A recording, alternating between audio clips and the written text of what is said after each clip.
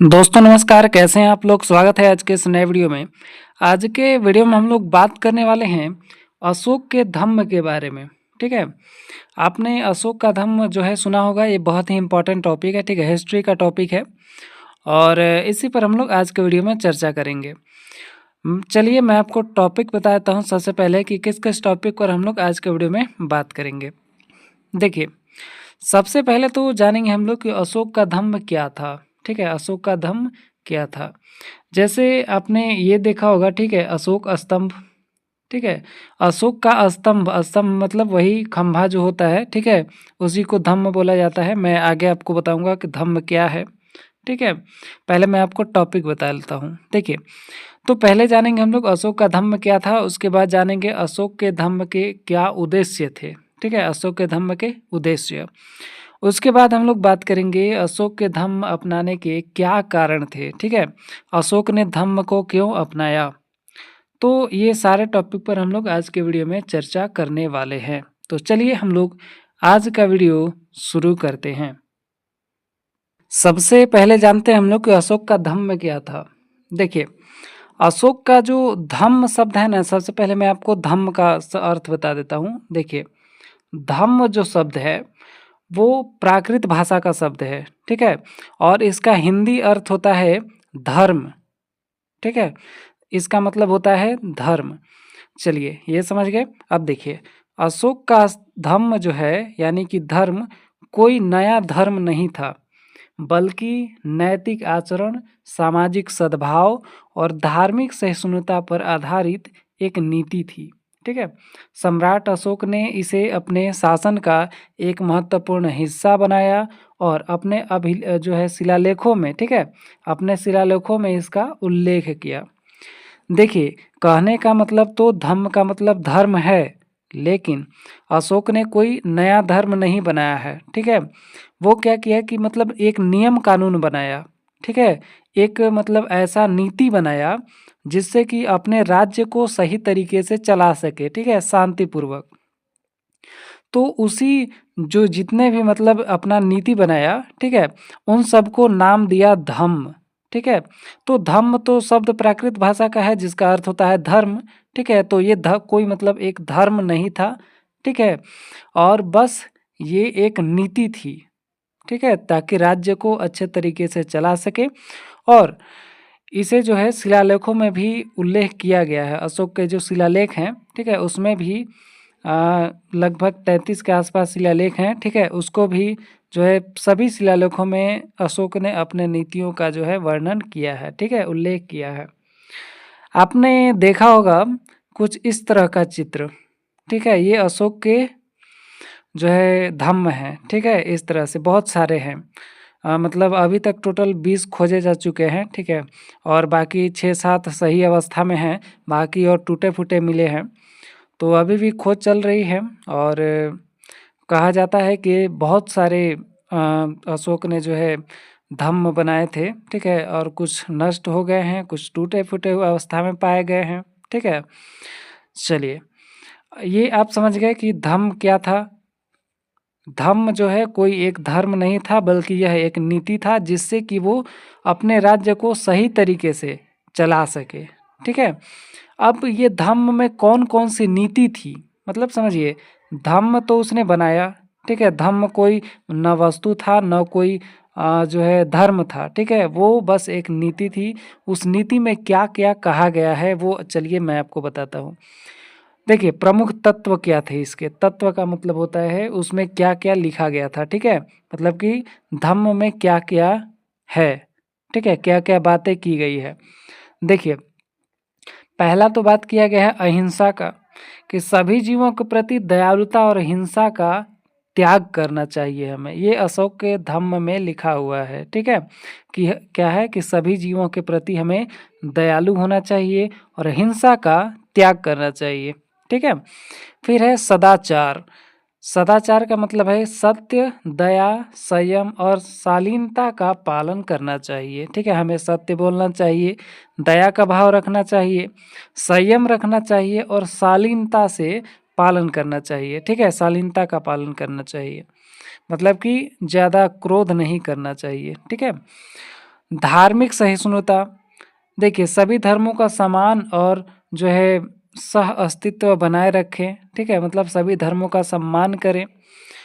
राज्य की नैतिक जिम्मेदारी, देखिए प्रजा की भलाई के लिए नीतियों का निर्माण करना चाहिए, ठीक है, ये धम्म में बातें की गई है।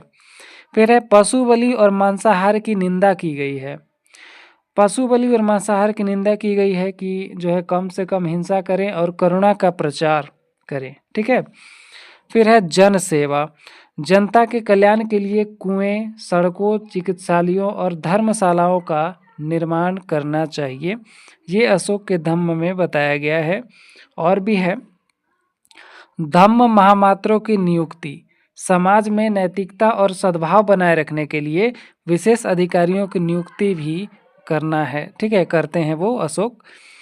तो इसके अलावा और भी बहुत सारी चीज़ें थी, ठीक है, जैसे परोपकारिता, वही मैंने आपको बताया परोपकार करना, ठीक है, अहिंसा, माता पिता का आदर करना, ठीक है, गुरुजनों का आदर करना, मित्रों से स्नेह, ठीक है, और बहुत सारे बातें लिखी गई थी, ठीक है।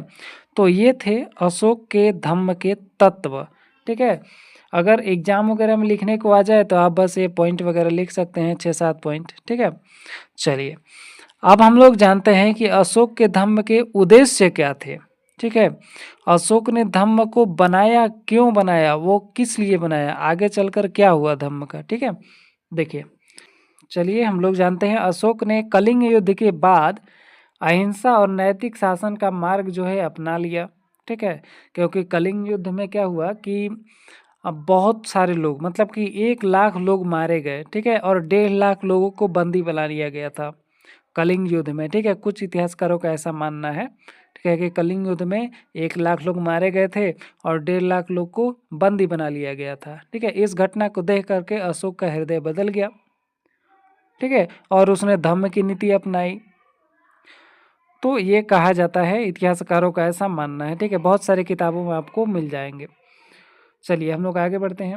उनका धम्म न केवल बौद्ध धर्म से प्रभावित था, बल्कि यह सभी धर्मों को जोड़ने वाली नैतिक शिक्षाओं पर आधारित था। उन्होंने इसे अपने शिलालेखों और प्रचार अभियानों के माध्यम से जनता तक पहुंचाया, ठीक है। अशोक का धम्म का जो है फैलाने के लिए, नीतियों को फैलाने के लिए जो है प्रचार किया गया, ठीक है। अशोक का धम्म जो था, देखिए आगे बढ़ते हैं। अशोक का धम्म एक व्यवहारिक और नैतिक जीवन जीने की प्रेरणा देता था, जो उनकी प्रशासनिक और धार्मिक नीतियों का आधार बना, ठीक है। चलिए ये उद्देश्य था, मतलब कि अशोक का धम्म अपनाने का बस कुछ ही उद्देश्य था, ठीक है, ताकि जो है साम्राज्य में, ठीक है, अशोक के साम्राज्य में शांति व्यवस्था बना रहे, ठीक है, उसका प्रशासन अच्छे से चले।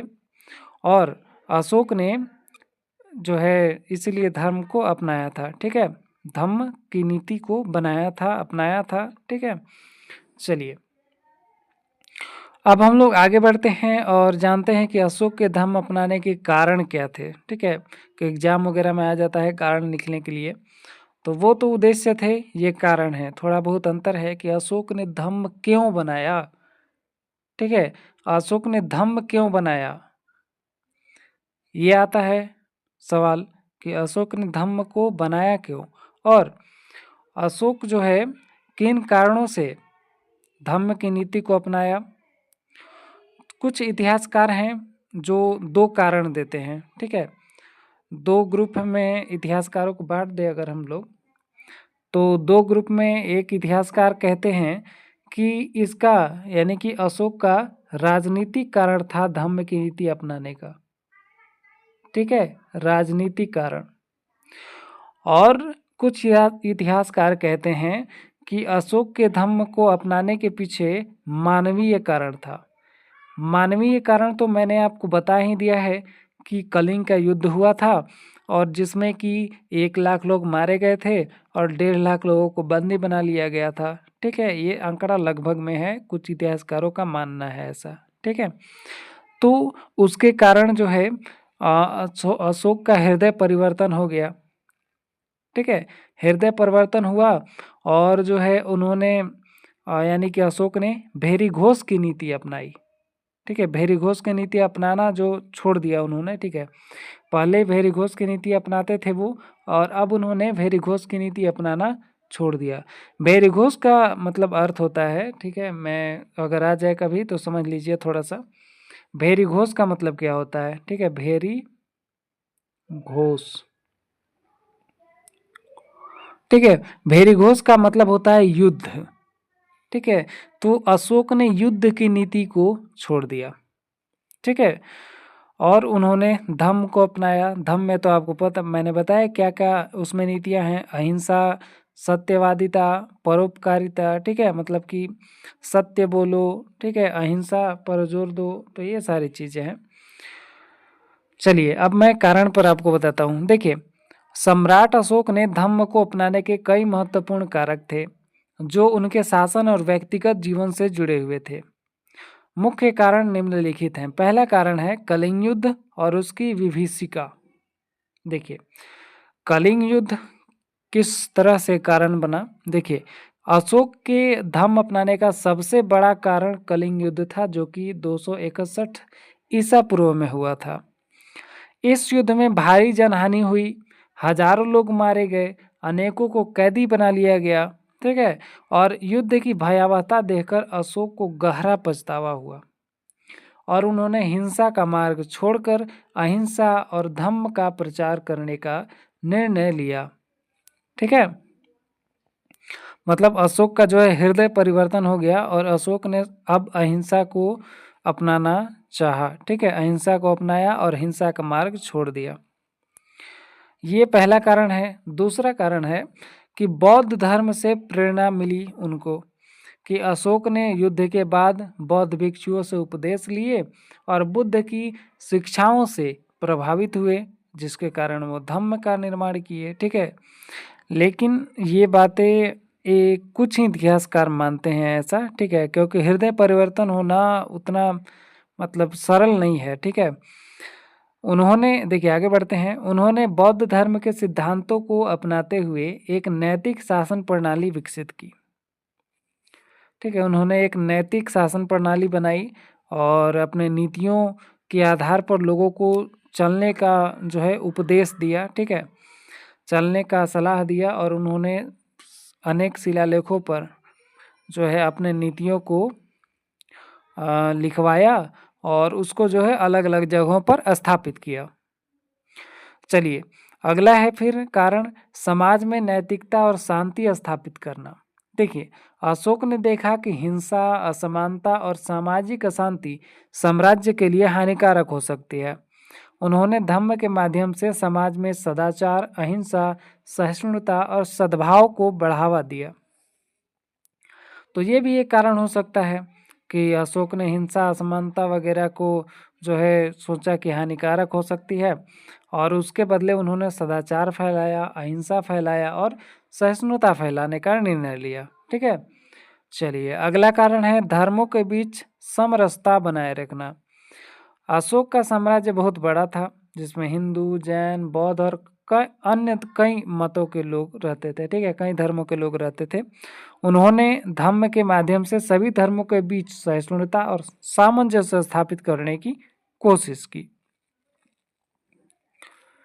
तो ये भी कारण हो सकता है कि जो है अशोक के साम्राज्य में बहुत सारे धर्म के लोग रहते थे, तो अगर अशोक ने सोचा कि एक कॉमन नीति बनाते हैं, ठीक है, अशोक ने सोचा कि अब हम लोग क्या करते हैं कि एक कॉमन नीति बनाते हैं, मतलब कि सभी धर्मों को मिला करके रखने वाला नियम कानून, ठीक है, जिससे कि न किसी जो है धर्म को न ही ठेस पहुँचे न ही लोग जो है प्रभावित हो इससे, ठीक है। तो एक नॉर्मल नियम कानून बनाया और उसमें जो है कुछ बातों को रखा और जिससे कि मतलब किसी का धर्म प्रभावित ना हो, लोगों में असमानता ना फैले, लोगों में विद्रोह ना हो, ठीक है, धर्म को लेकर के।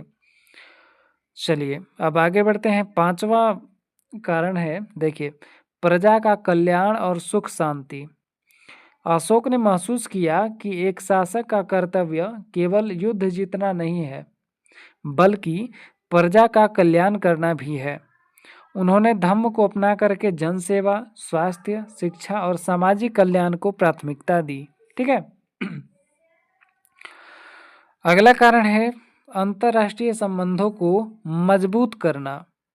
देखिए, अशोक ने धम्म को अपनाने के बाद पड़ोसी राज्यों और अन्य देशों में भी शांति और मैत्री का संदेश भेजा। अपने अपने जो है दूतों को भी भेजा अन्य राज्यों में, ठीक है, पड़ोसी राज्यों में और दूर दूर तक राज्यों में भी भेजा अपने जो है धम्म को फैलाने के लिए, ठीक है, ताकि लोगों में जो है उसके धम्म के नीति जो है लोग अपनाएं। ठीक है, चलिए, उन्होंने श्रीलंका, ग्रीस, मिस्र और अन्य देशों में बौद्ध धर्म और धम्म का प्रचार करवाया। अगला कारण है व्यक्तिगत आत्मबोध और आध्यात्मिकता जागरूकता। देखिए, अशोक ने धम्म को केवल एक शासक के रूप में नहीं बल्कि एक व्यक्ति के रूप में भी अपनाया। उन्होंने जीवन को अधिक नैतिक, शांतिपूर्ण और करुणामय बनाने की दिशा में कार्य किया। मतलब अशोक ने न केवल वो पत्थर पर लिखवाया और न केवल लोगों में जो है इन नीतियों को फैलाया, बल्कि अपने व्यवहार में भी, ठीक है, अपने निजी जीवन में भी, व्यक्तिगत रूप में भी इस नीतियों को अपनाया, ठीक है, इन नीतियों को, और जीवन में जो है अपने जीवन को अधिक नैतिक बनाया, शांतिपूर्ण बनाया और करुणामय बनाने की दिशा में भी कार्य किया। ठीक है, तो इन सभी बातों से क्या निष्कर्ष निकलता है? देखिए, निष्कर्ष में हम लोग जो है अगर लिखना चाहे आप आंसर वगैरह में तो लिख सकते हैं, वरना सिंपल मैं आपको समझा देता हूँ। देखिए, अशोक का धम्म अपनाना केवल एक धार्मिक या राजनीतिक निर्णय नहीं था, ठीक है, बल्कि यह युद्ध के प्रति घृणा, सामाजिक सुधार, धार्मिक सहिष्णुता, नैतिक प्रशासन की ओर एक परिवर्तन था। इससे न केवल मौर्य साम्राज्य बल्कि पूरी दुनिया में बौद्ध धर्म और नैतिक मूल्यों का प्रसार हुआ। अशोक ने जो धम्म को अपनाया, लेकिन इसके पीछे तो कारण जो नहीं धार्मिक था और राजनीतिक, धार्मिक भी था, राजनीतिक भी था और अन्य कारण भी था। ठीक है, युद्ध, देखिए, अगर मान लीजिए कि किसी राजा का साम्राज्य अगर बड़ा हो जाए तो उसे कंट्रोल करना भी बहुत मुश्किल होता है। तो उसके लिए अशोक ने हो सकता है इन नीतियों को अपनाया होगा, ठीक है, ताकि लोगों में एक कॉमन नीति बना दो, नियम कानून बना दो, जिससे कि कोई भी एक दूसरे से असमान ना हो, ठीक है, कोई भी एक दूसरे से लड़ाई झगड़ा ना करें, युद्ध ना करें, तो इससे हमारा राज्य जो है वो शांतिपूर्वक ढंग से चलेगा। ये भी कारण हो सकता है। ठीक है, तो चलिए, आई होप आपको यहाँ तक सब कुछ अच्छे से समझ में आया होगा। अगर कोई सवाल है, कोई कन्फ्यूजन है, तो आप कमेंट में अपना विचार दे सकते हैं, जल्द ही आपको जवाब दिया जाएगा। तो आई होप आपको वीडियो अच्छा लगा होगा। अच्छा लगा हो तो लाइक ज़रूर कर लीजिएगा, चैनल को भी सब्सक्राइब कर लीजिएगा। मिलेंगे नेक्स्ट वीडियो में, तब तक के लिए धन्यवाद। जय हिंद।